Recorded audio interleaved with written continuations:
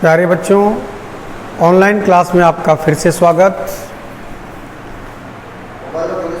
पिछले वीडियो में आप लोगों ने जनसंख्या वृद्धि के बारे में पढ़ा। वास्तव में देखा जाए तो आपका जो ये इम्पोर्टेंट चैप्टर चल रहा है विश्व की जनसंख्या, जिसमें हम बात कर रहे हैं जनसंख्या घनत्व, वृद्धि और वितरण के बारे में। आज हम बात करेंगे जनसंख्या वितरण के बारे में। जनसंख्या वितरण क्या होता है, यहाँ से अपना प्रश्न आता है कि जनसंख्या वितरण से क्या आशय है।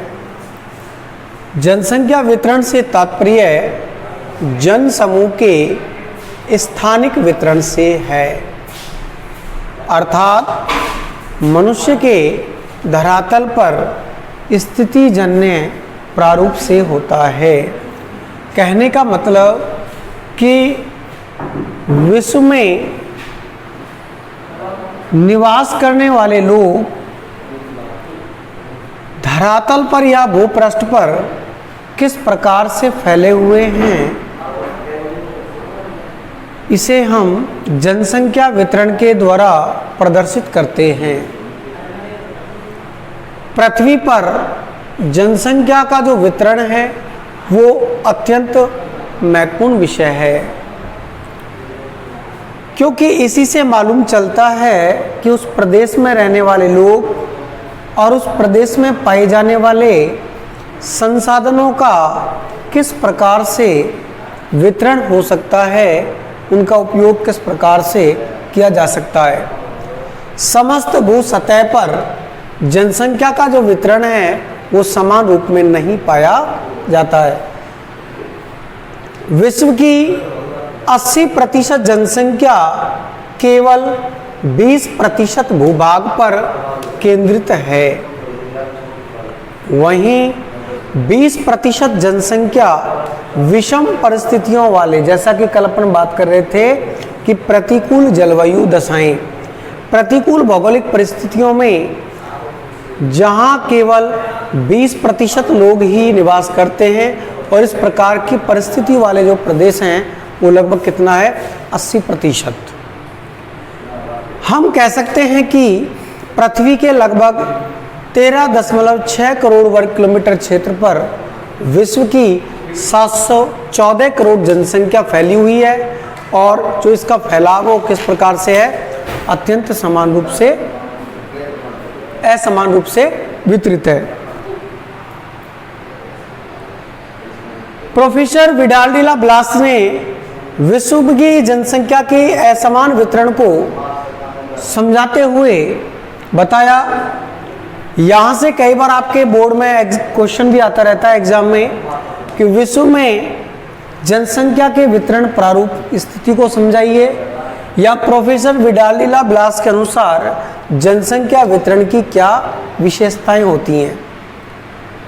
जैसा कि आप देख रहे हैं अलग अलग बिंदुओं के आधार पर, और इसके नीचे दिए गए आरेख के द्वारा, इस डायग्राम के द्वारा हम भली भांति समझ सकते हैं। जैसा कि फर्स्ट पॉइंट है कि पृथ्वी की 2/3 जनसंख्या उसके लगभग 14% भाग पर निवास करती है।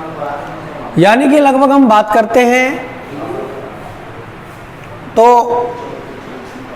लगभग 66% जो जनसंख्या है वो केवल विश्व के 14% भाग पर ही रहती है, और एक अनुमान के अनुसार विश्व की लगभग 57% जनसंख्या इसके स्थलीय क्षेत्र के 5% भाग पर निवास करती है।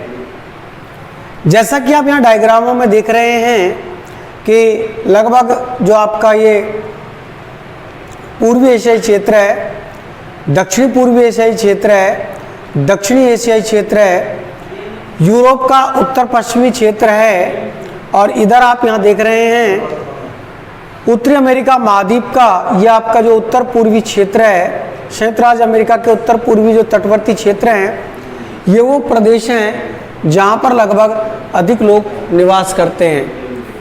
वहीं हम बात करते हैं कि 57% जनसंख्या केवल 5% भाग पर ही निवास करती है, अर्थात भूभाग कम है और उस पर निवास करने वाले, उस पर बसे हुए लोगों का प्रतिशत अधिक है।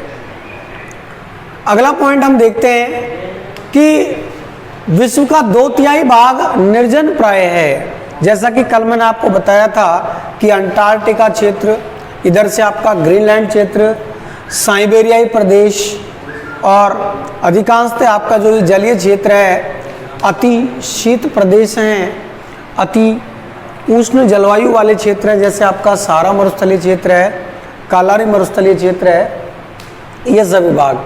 तो इस प्रकार से निर्जन प्राय है, या हम यूं कह सकते हैं कि इन 90% भूभाग वाले क्षेत्रों में केवल 10% जनसंख्या रहती है। और वहीं पर इसका विपरीत देखा जाए तो लगभग 10% स्थान पर विश्व की 90% जनसंख्या निवास करती है। या हम यूं कह सकते हैं कि अधिक भूभाग पर कम लोग और कम भूभाग पर अधिक लोग निवास करते हैं। इस आधार पर जनसंख्या के असमान वितरण को भली भांति समझा जा सकता है। विश्व की 85% जो जनसंख्या है वो उत्तरी गोलार्ध में निवास करती है, वहीं केवल 15% जनसंख्या दक्षिणी गोलार्ध में निवास करती है। देखिए बच्चों, आप इस चित्र के माध्यम से देख सकते हैं कि आपके डॉट डॉट लाइन के द्वारा जो आपको ये विषुवत रेखा दिखा रखी है, इस रेखा से ऊपर का जो पार्ट आप देख रहे हैं ये आपका उत्तरी गोलार्ध के अंतर्गत आ रहा है और ये आपका दक्षिणी गोलार्ध के अंतर्गत आता है।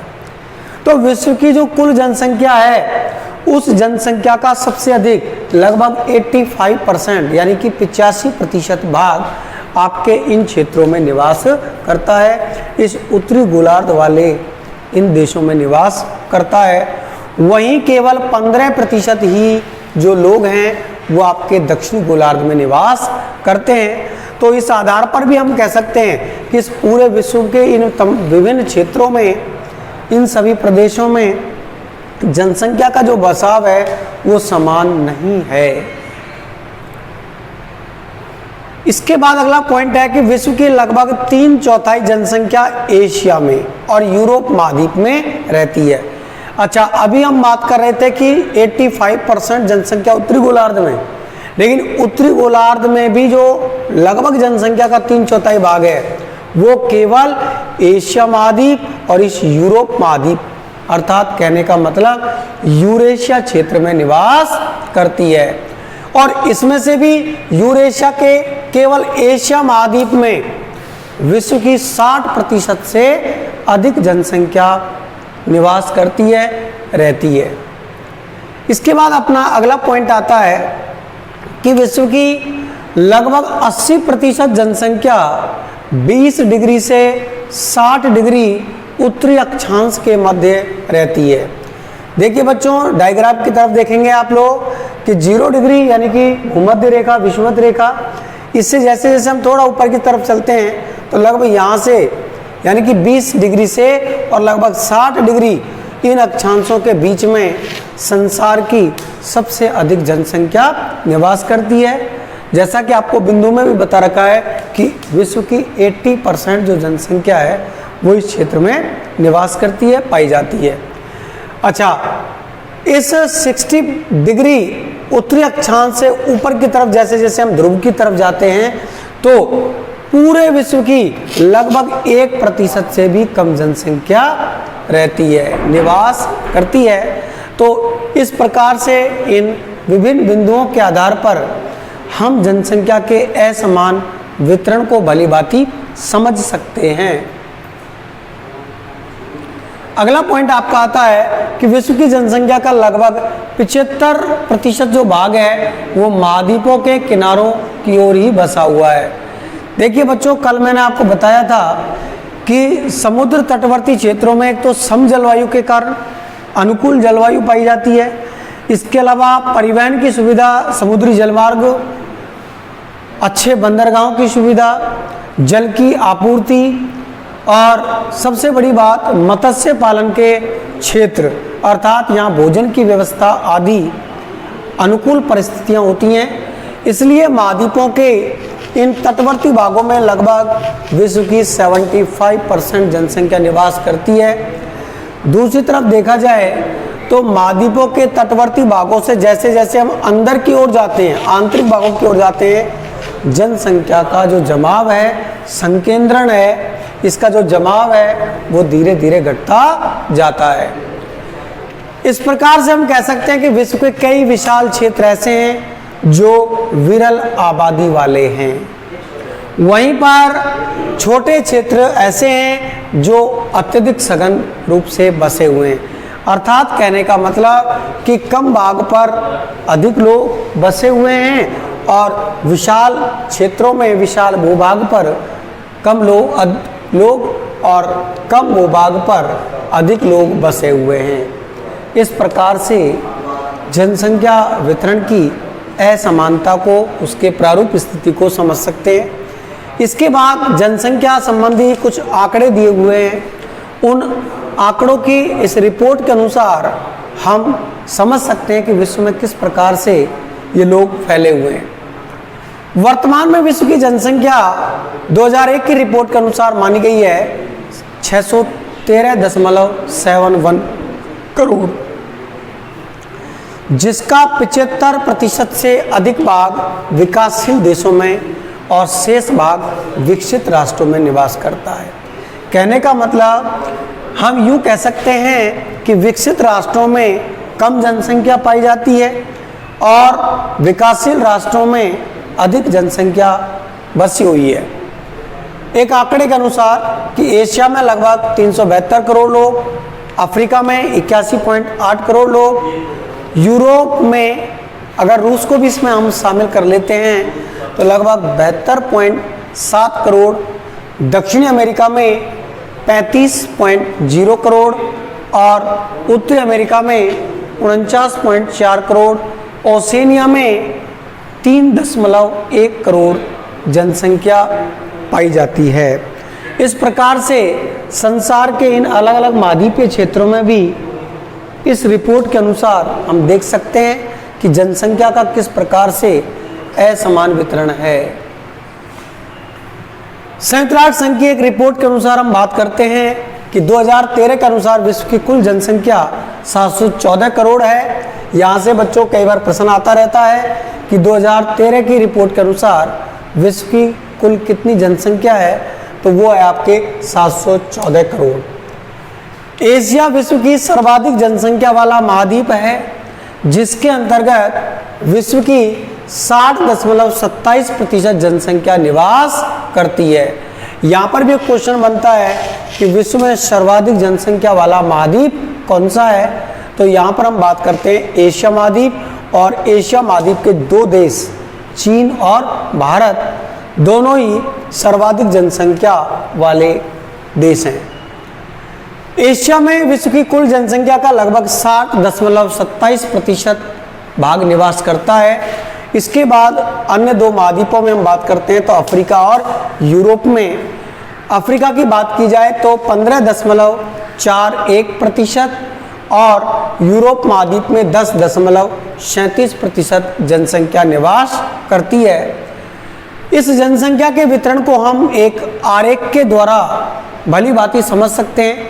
जैसा कि बच्चों आप ये डायग्राम देख रहे हैं, इस डायग्राम के द्वारा जहां आपको OX अक्ष पर विश्व के प्रमुख महाद्वीपों के बारे में दर्शाया गया है, वहीं दूसरी तरफ OY अक्ष पर ऊर्ध्वाधर की देखें तो आपको जनसंख्या दे रखी है और ये जनसंख्या दे रखी है बच्चों मिलियन में।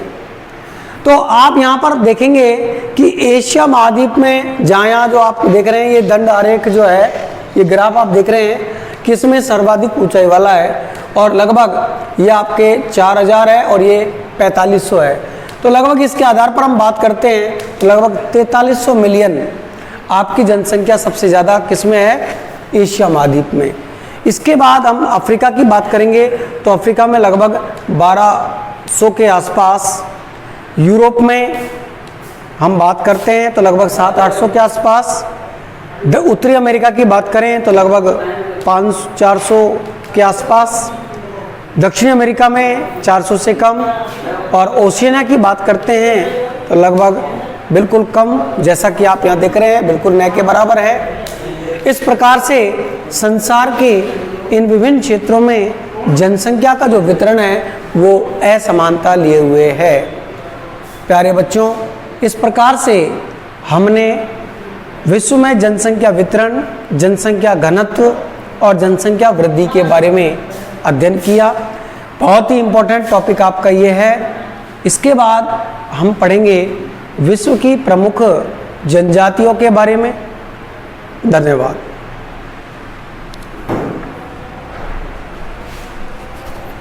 एक मिनट सेव